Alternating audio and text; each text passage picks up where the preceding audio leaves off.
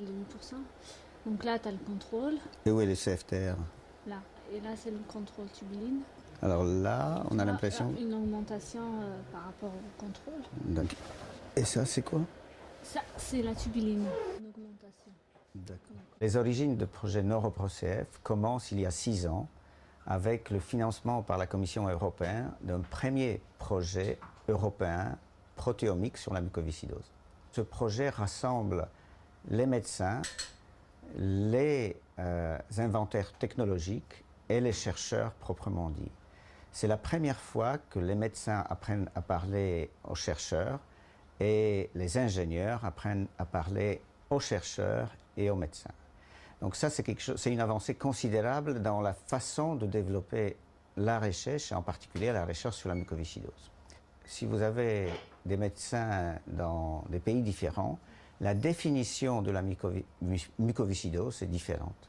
Or, pour faire le projet à l'échelle européenne, il faudra avoir la même définition. Et ce n'était pas une chose simple. Donc ça, c'est la première avancée. Un des objectifs de notre projet était de développer de nouveaux outils, de nouvelles technologies pour mieux décrire les mécanismes sous-jacents ou responsables de la mucoviscidose.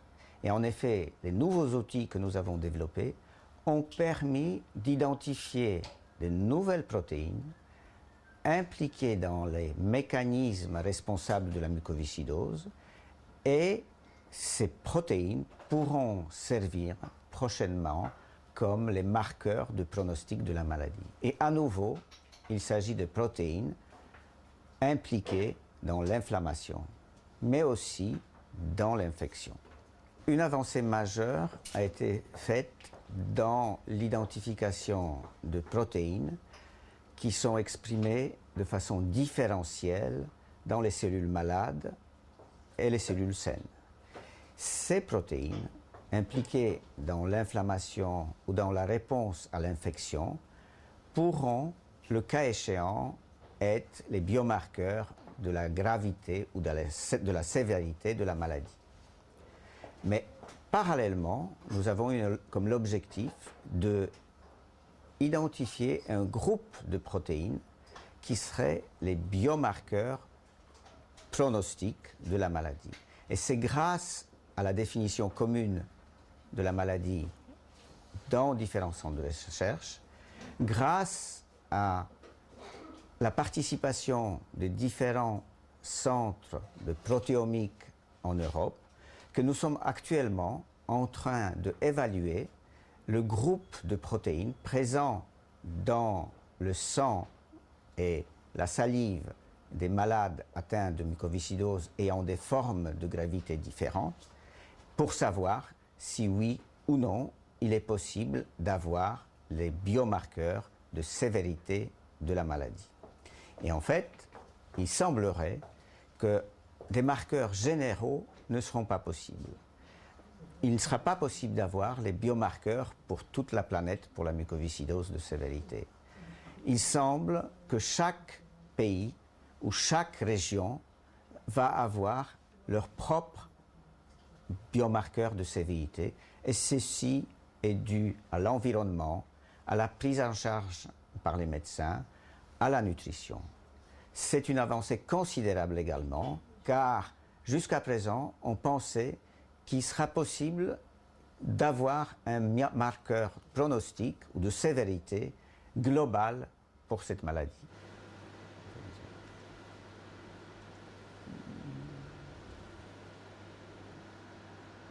Selon l'intensité. Phospholipide, entre 700 et 900. Tu peux l'augmenter, celui-là? Citer. Du sérum des patients qui étaient déplétés avec des billes proteominers 3 fois. Et au début très beau, il était très complet parce qu'on voit toute la série Y. This loop and this loop, they will significantly change when this phenylalanine will go in this direction. It turns out that on the level of proteins and dynamics, around 2000, the human genome was decoded entirely. And it turns out today that the number of genes which make up a human is quite slow, but quite low, just about 20,000 genes. And you also know, like in cystic fibrosis, like in other fields, that the more or less exact knowledge around the genes did not really help to cure diseases. Why is that so? My expertise is actually, if you want, merely technical. I can do something with the biological material from patients or from animal models or from cellular models, in vivo or in vivo. They all give it to me and I can explain it to them. Alexander Edelman and his clinical team, they needed somebody from the technical side being able to deliver such things. That was the key point. Quantitation, differential quantitation of proteins. They're like these European projects, very much. As a small and medium enterprise, we have 25 employees because they provide a certain framework of organization, which is then same in all these projects and forces a certain type of objective and sober communication between very different partners from Poland, from France, from everywhere. So there's a unifying force in these frameworks. There are new leads, and if this could lead to a cure of this terrible disease, that would of course be extremely satisfying. That would be a dream if you ask me. But at this stage now, we have these things like raw diamonds in the hand, but we cannot really distinguish, is it a raw diamond or is it just a stone, a pebble stone? So there we need some polishing.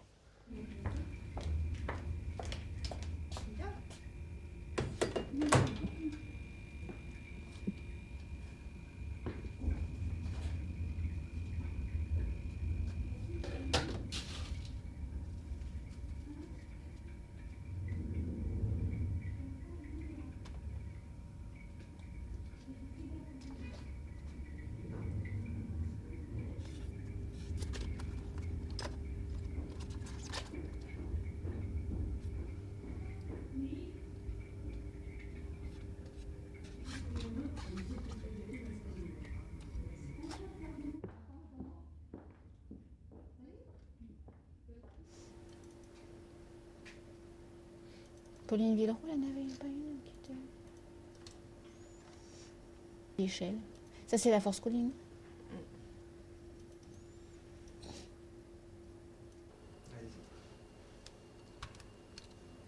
De la protéine CFTR, c'est-à-dire d'un transport du chlorure après stimulation de cette protéine. Donc on va voir chez des patients qui ont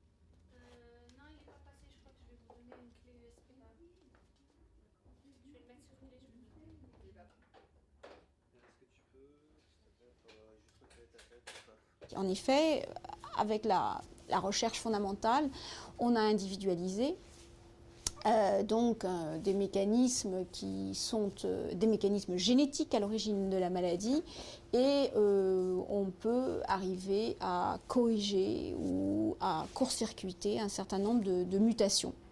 C'est des traitements dits correcteurs ou potentiateurs. Et donc ce sont des traitements qui sont à la phase soit du test au niveau de laboratoire de la paillasse, soit ce qu'on appelle les phases précliniques chez l'animal, et soit, pour certaines d'entre elles, dans des essais thérapeutiques chez l'homme. Et il est vrai qu'en tout cas pour 2 qui ont été testées, on a montré qu'elles arrivaient à rétablir une des fonctions fondamentales de CFTR, qui est le transport du chlorure.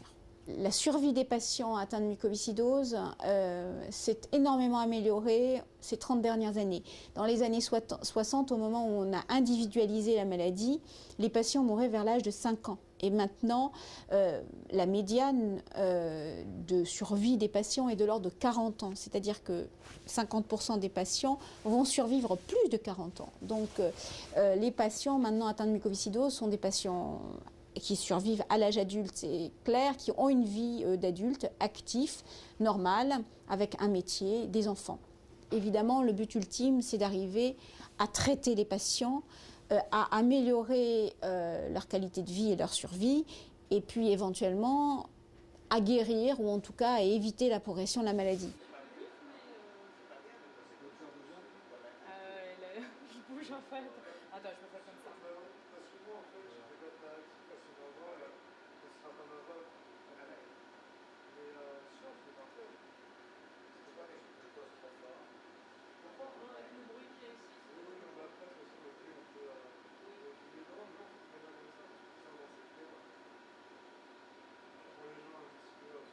Si nous trouvons les biomarqueurs lipidiques ou protéiques, pronostic de la maladie, eh bien ça sera très utile pour les médecins de savoir très tôt dans la vie des patients s'il faut les prendre en charge tout de suite de façon intensive ou si on peut attendre et le médecin peut commencer le traitement que plus tard, vers 12-13 ans.